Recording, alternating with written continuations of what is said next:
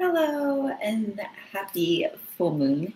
My name is Catalina and I am a moon dancer and an intuitive. I lead writing and spirituality workshops around the world, particularly focused on connecting to the elements and connecting to the wisdom of Mother Nature that is all around us and that unfortunately we have been cut off from in a lot of ways. So the full moon or the moon and the phases of the moon affect us. And we can either allow them to affect us consciously or unconsciously. So I'll be doing a lot of videos around this topic because I think it's really important. But this one is particularly focused on full moon rituals that you can do on your own. So it's going to be self-guided. I will do at later points. I will speak more in depth about the stuff I'm bringing up tonight, and I will also actually lead and record workshops that I lead. But this one is for you to do at home and just trust your own intuition and your own wisdom. And it's just setting up like basic an outline for you of things that I have found really help me and that I do in my workshops. And I want to pass on that wisdom to you. Okay. So the first thing, certain tools that you will need. So one, music. I really like having ambiance around me. I will list some of the playlists I listen to that are really helpful, but whatever music that is like soothing, relaxing, peaceful that you feel drawn to. Journal or pen and paper. So I have this one. I love these decomposition books, but just anything, just know that for this one, you will be ripping it out. So if it's like a journal that you really love and you don't necessarily want to rip out the pages, maybe I encourage you to get another one that you are fine with ripping out.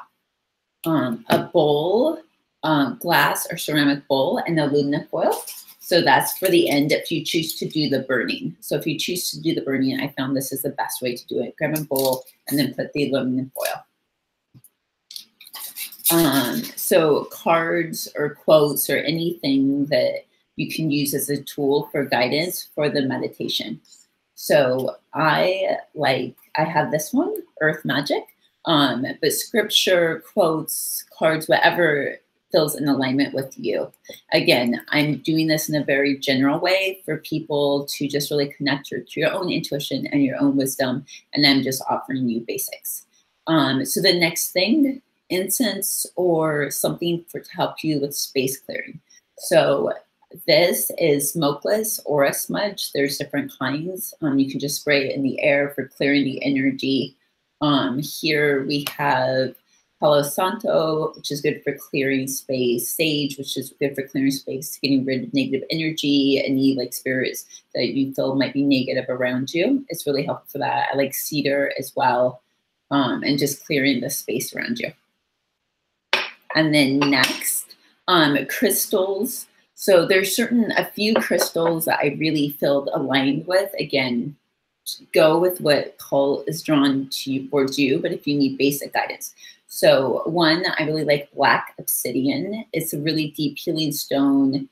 It is strong psychic protection and it's really good for grounding.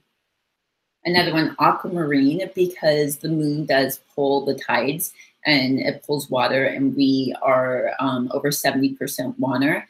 I really like this one. It's called the water of the sea, and it is it's good for your heart and your higher chakra, and it's really good for grief. So the full moon is a very powerful time to let go of what no longer serves you. So part of that, honoring that process of letting go, is grief. Change is loss. Even if we're letting go of things that are not good, it's still loss. So just a stone like this, or rose quartz, which is good for your heart, and healing, just something that really nurtures you and honors the process and the change that you're going through. So amethyst, I like this one. Healing, balancing, protection is really great. It's beautiful, and it's a really great general stone. Let's see what's next. I have a whole area. And then the next one, clear quartz crystal. Healing, clarifying, and it amplifies intention. So for the full moon, we have a very clear intention of letting go of what no longer serves you. So this is a good stone for really just putting that out to the universe and just amplifying it. Okay, so another thing I like doing is having around your altar, or sometimes that word altar has a certain religious resonance. So just a sacred space. I like to have objects that represent the four elements or the four directions. So for air, again, these are just examples, but air, this is a feather, fire, candle, earth, we have stones or pieces of wood. I like to collect objects. So sea, again, you can have the aquamarine crystal, or this is actually a seashell. And then I also like have flowers, or these are flower petals. So these are just things that you can put around your sacred space to really draw in the elements. And you can also call in the elements when you begin. Okay, so to begin, first, creating sacred space. So a space where it's going to be uninterrupted and no one's going to bother you, even if that means going in the bathtub, in the bathroom, and doing it in the bathtub. I'm going to actually do a whole video on just doing a full moon ritual during your bath time, but in the bathtub, outside, in nature, just any space that you can just really have minimum of 15 minutes. I like to do more. I like to do 30 up to 45 minutes, but really minimum of 15 minutes, so you can really just connect with yourself, connect with the energy of the moon, connect with your inner wisdom and guidance, and any external guidance that is here for you again, and really giving space for that process. Oftentimes we don't give proper space for that process of letting go and grieving. And then, hi, I see one person's here. So I'm just doing this all the way through. So I'll check afterwards if you comment. Again, if you want to see more, follow my Instagram. It's at Reclaim the Way. And I'm also going to be putting this on my website as well. And happy full moon. Okay, so we're just talking about clearing up or creating a ritual for the full moon. Okay, so first, create sacred space. So once you have that space and once you've used whatever you're using to clear that space, the next thing is meditating. So really calling all your energy in. So often our energy is pulled in different directions throughout the day. We're often in our head thinking about the past or the future, or we give our energy away, or we take on other people's energy. And again, I will be doing a specific meditation later, but this is for you, whatever feels a meditation that resonates with you.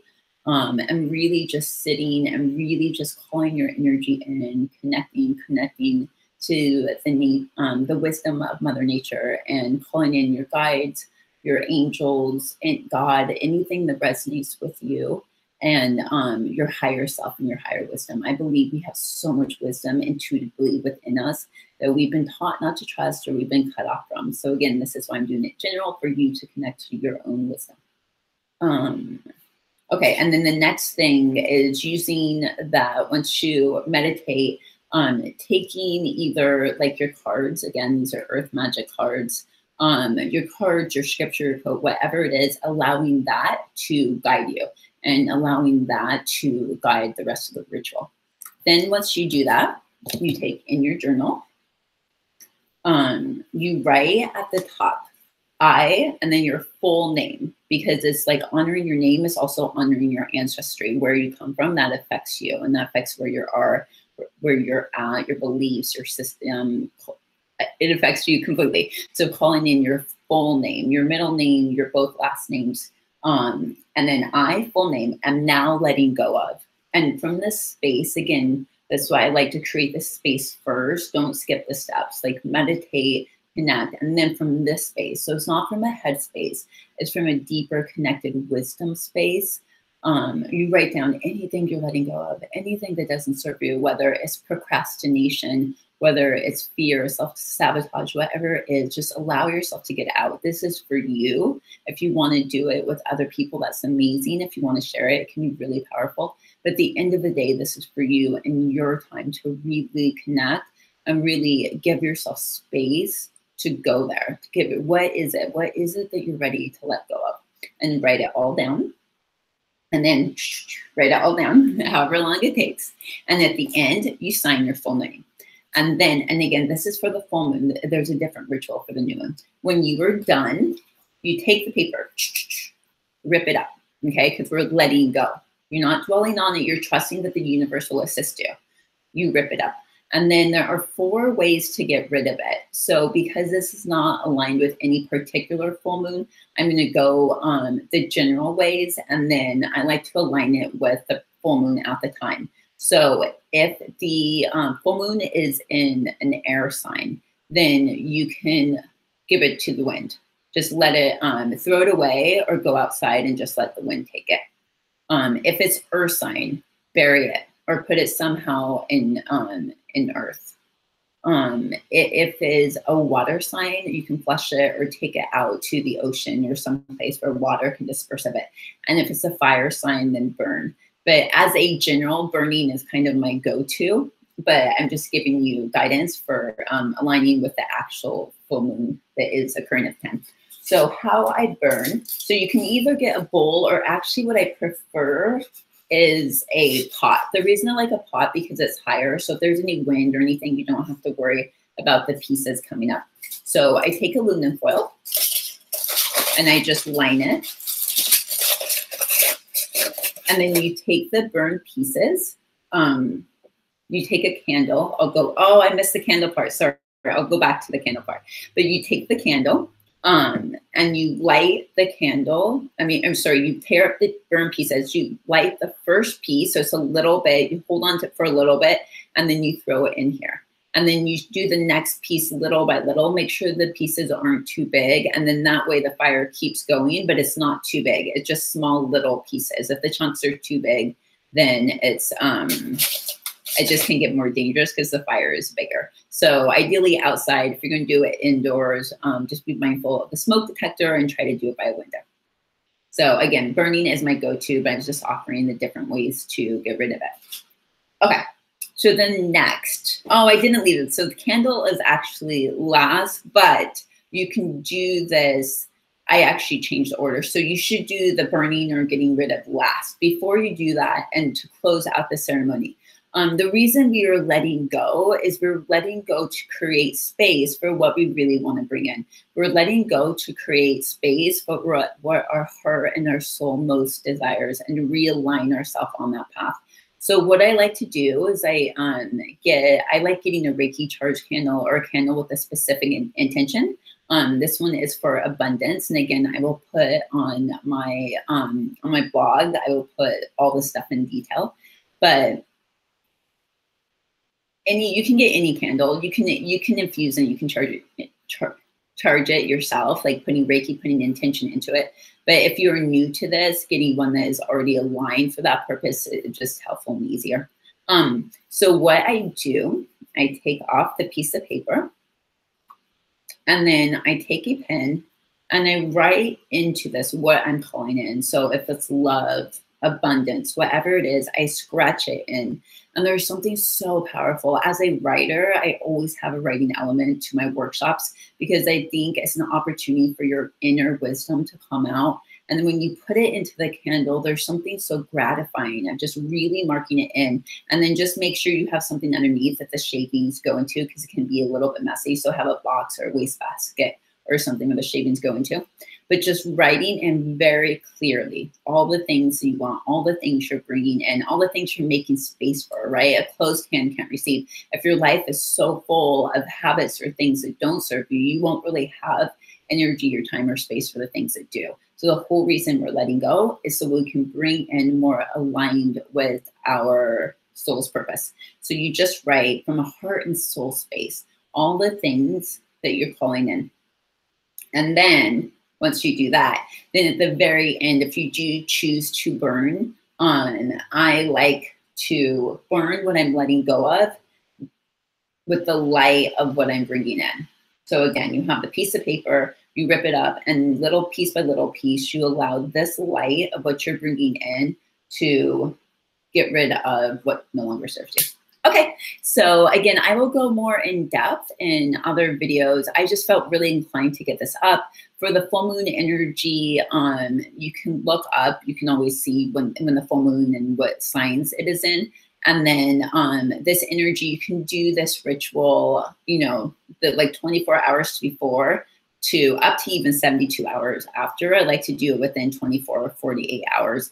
And just honoring that the whole thing with the moon is it brings up the darkness, allows you to see things that normally might not be seen, and it allows you to see them so then you can let go of. You can really clearly see what it is that is in your deep unconsciousness, or sometimes other people's stuff might come at you as well. But just honoring that it can be a lot sometimes. It can be overwhelming. It can be, and I'm going to talk more specifically on other videos about what that means. But again, this is just for people, just basic tools and an outline for you to create a full moon ritual, and then play with it. Just trust yourself, trust your wisdom, and trust that the wisdom of the moon will guide you and assist you. So happy full moon and blessings.